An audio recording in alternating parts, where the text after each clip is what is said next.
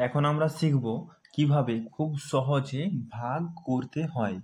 তো দেখতে পাচ্ছ প্রথমে আমরা ছোট সংখ্যা রেখেছি, যাতে করে ভাগ কিভাবে খুব ভালোভাবে করা যায় সেসব বিষয়ে, ঠিক আছে। তার জন্য আমরা এখানে ছোট ছোট সংখ্যা দিয়ে প্রথমে বসিয়েছি, তারপর দুটো সংখ্যা, তারপর তিনটে সংখ্যা বসেছি। দেখো, আমরা ৬কে ভাগ করব ২ দিয়ে। ২ দিয়ে আমরা ৬কে ভাগ করব। দেখো ভাগ করছি, ২ একে ২, ২ দুগুণে ৪, ২ তিনে ৬, ৩ হচ্ছে, ২ তিনে ৬। আমাদের ভাগটা কিন্তু মিলে গেছে, ঠিক আছে। তাহলে আমাদের উত্তর কত বেরোচ্ছে? ৩।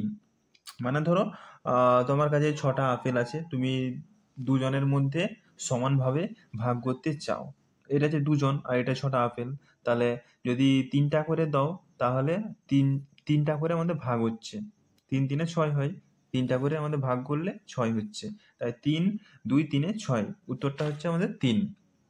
তারপর ৫এরটা আমরা এখানে ১০কে ভাগ করবো ৫ দিয়ে। ৫ একে ৫, ৫ দুগুণে ১০ হয়ে গেল।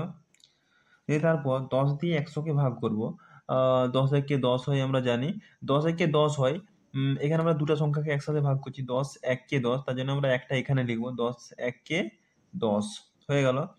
০ ০ ০ বসানোর দরকার নেই, একে একে ০ বসানোর দরকার নেই, আমরা এই ০টা নামাবো। এবার ভাগ করব।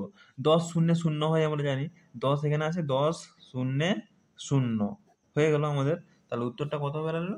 ১০, ঠিক আছে।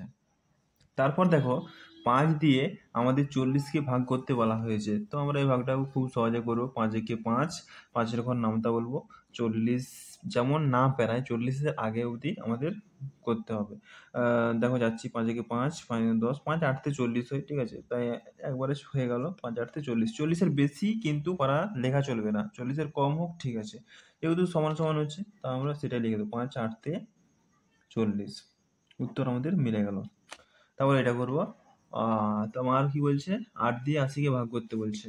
৮ একে ৮, দাগ টানবো, দাগ টানার পর ৮ একটা ০ বসানোর দরকার নেই, এই ০টা নামিয়ে দেবো। ৮ শূন্যে ০ কাটার জন্য দিয়ে দিলাম। দিয়ে তারপর করবো এটা ৫ দিয়ে ২০-কে ভাগ করতে বলেছে।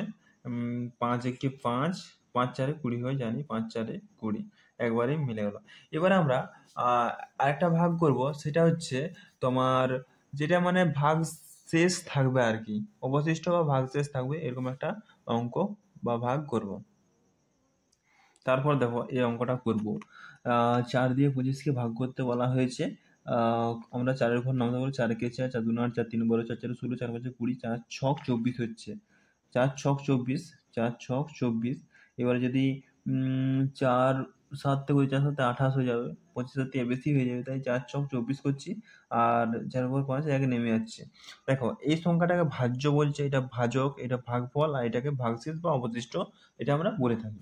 তারপর এটা আমরা একটা অঙ্ক বললাম যে অবশিষ্ট বা ভাগশেষ যেমন থাকে, এরকম একটা অঙ্ক করব।